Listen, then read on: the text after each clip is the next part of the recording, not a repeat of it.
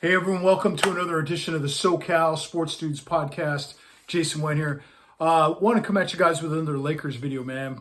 This, of course, just on the heels of us just getting swept here in the Western Conference Finals a short while ago to the Nuggets. Bummer, man. Go down 0-4 like that was pretty rough. So I want to come out with a video like what went wrong. What happened in this series? We're looking good coming into this thing. We had beaten Memphis in 6. We had beaten Golden State in 6. We were taking care of our home court. We snuck out a road victory when we needed one. And things looked like we were on our way. It looked like, to me, even though Denver was the 1 seed, I thought this wasn't insurmountable. I thought we could have put together a good game plan, came out with our experience and our championship pedigree that we won a couple years ago. We can go do this again. But, man, to come up short was just such a bummer. And credit to the Nuggets, man. They did good. They were the 1 seed. They earned it. I mean, they beat us down. I mean, try and sugarcoat it any way you like. We lost, man. We got beat by the better team, and they kind of handed it to us, man. And they're on to the NBA Finals for the first time in their franchise history. So good for them. It's probably a proud moment, I'm sure, for all their fans. Something they've never experienced before. And I think, like I mentioned, I think they're going to be the likely favorite no matter who they play. It's looking like the Miami Heat because they're up 3-0 against the Celtics at this point.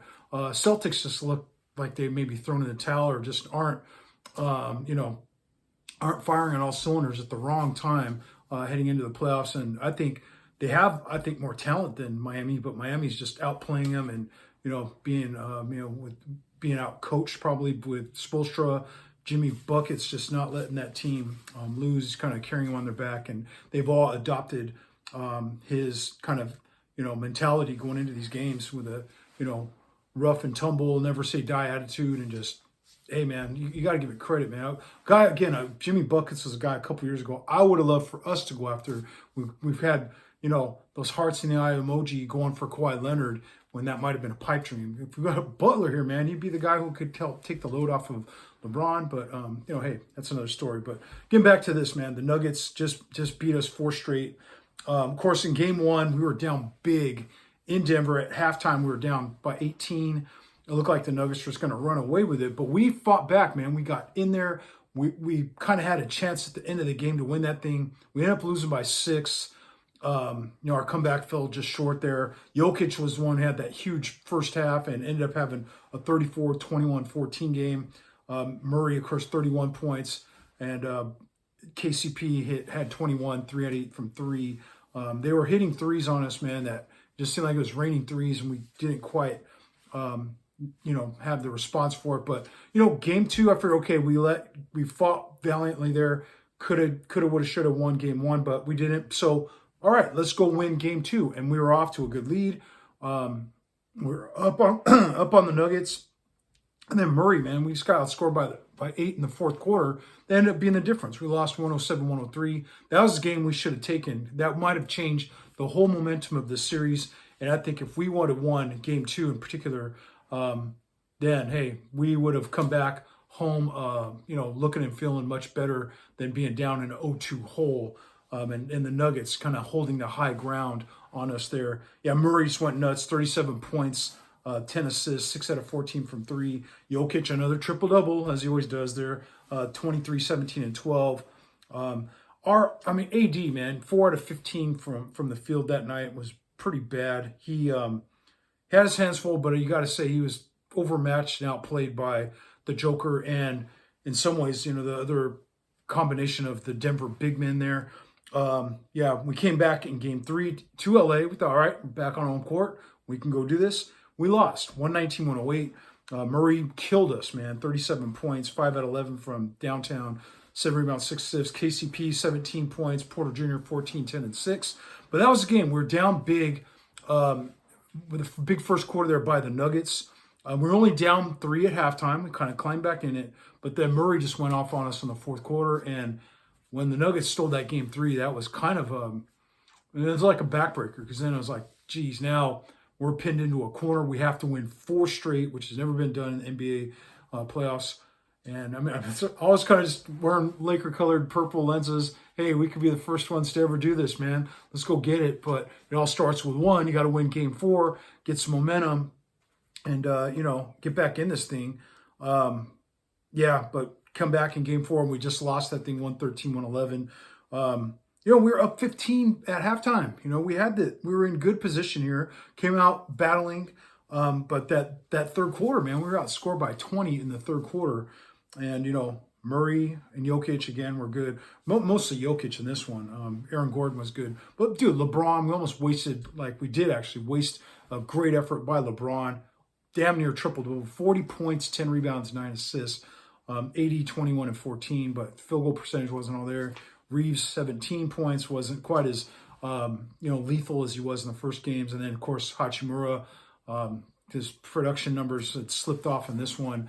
Maybe he's better suited to come off the bench there. But, the rotation seemed a little odd. I don't think Ham was pushing enough buttons, trying a few different things out. Mo Bamba was supposedly eligible to come back and play today.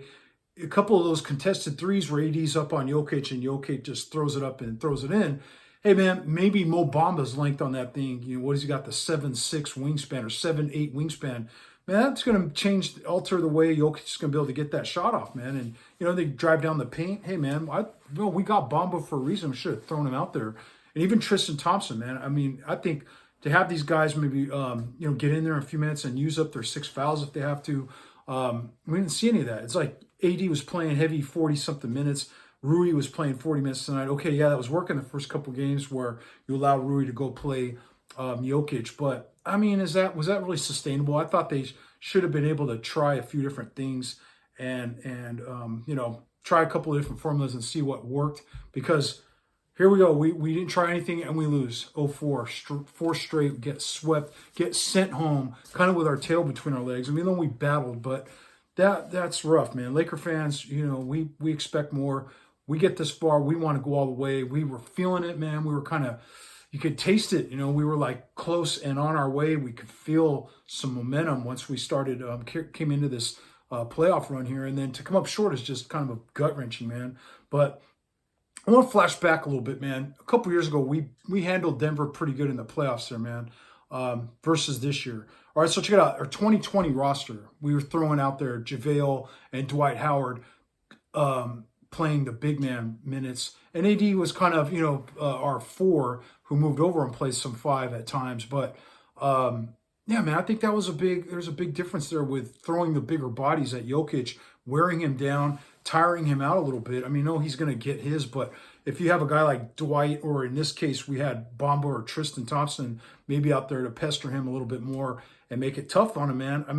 I don't think we even tried any of that. It was just all AD or Rui, who are both obviously quite a bit smaller and not as used to banging bodies and going, 4 quarters with a big guy that Jokic's size. So that 2020 team, man, JaVale, Dwight, AD as our 4 and our 5 kind of interchangeable there. We had Keith off the bench. He was solid. He was a guy who could go in there and kind of our enforcer. He was rough in there. We had Braun and Kuz playing the 3 that could also play the 4.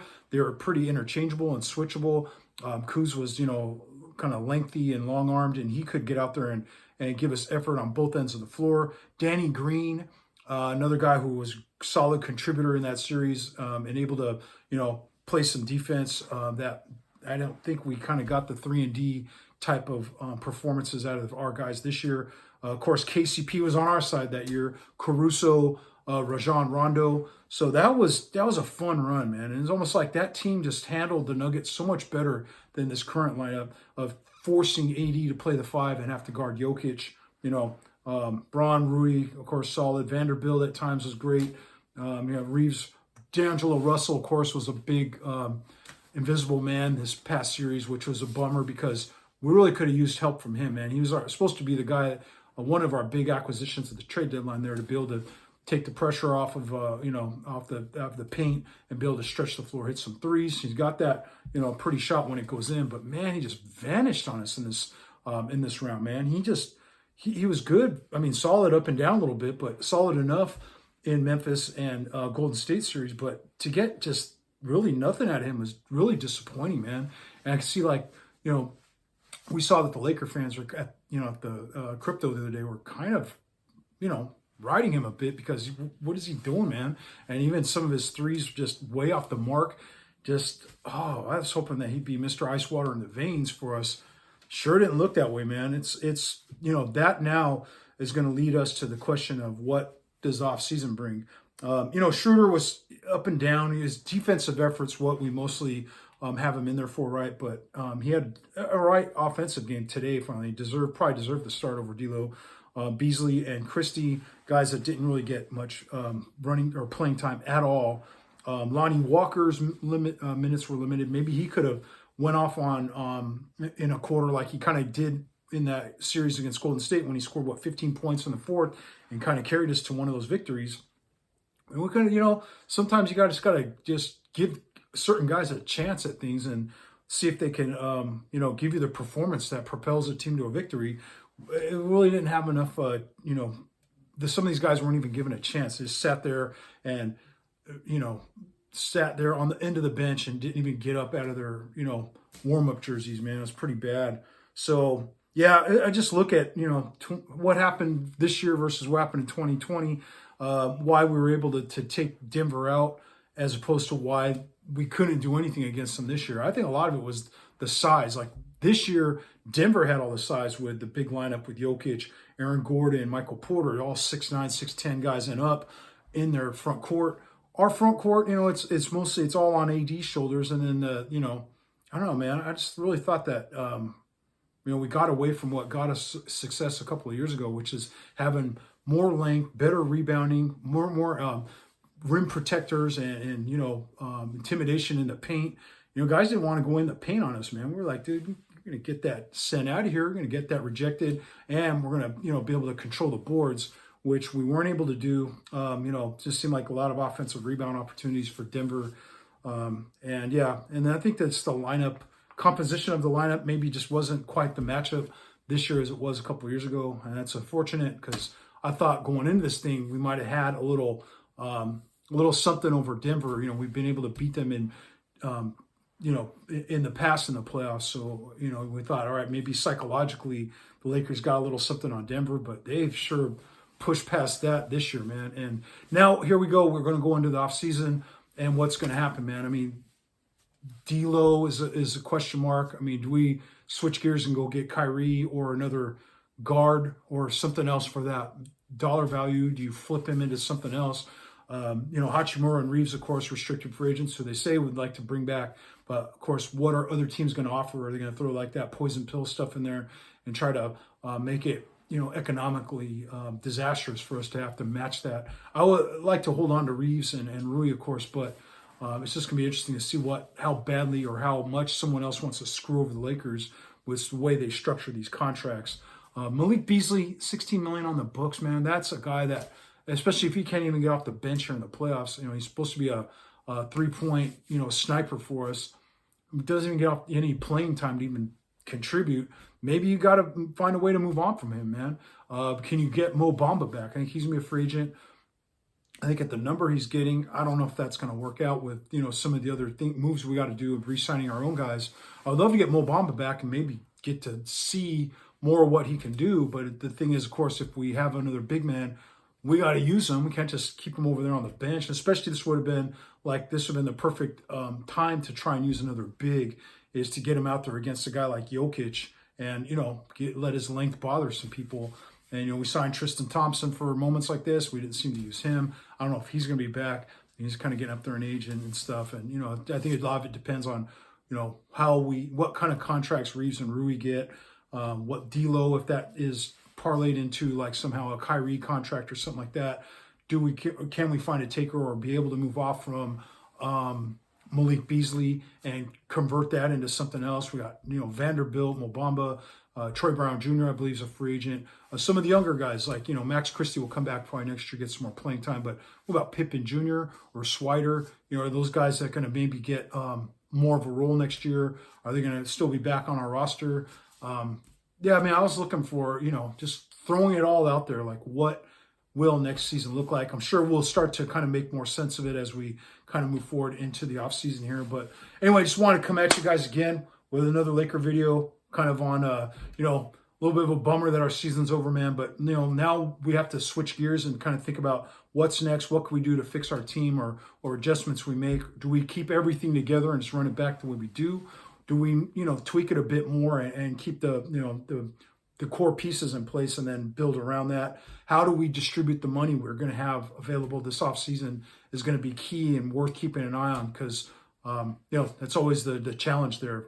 Building the right team, making the money work, adding the pieces that we need, and guys that are going to help improve the team and make us better and give us a chance to take the next step next year, and overcome a Denver instead of coming up short and getting sent home prematurely here in the playoffs. So anyway, just want to run that by you guys, compare and contrast last time we beat down Denver versus what happened this year.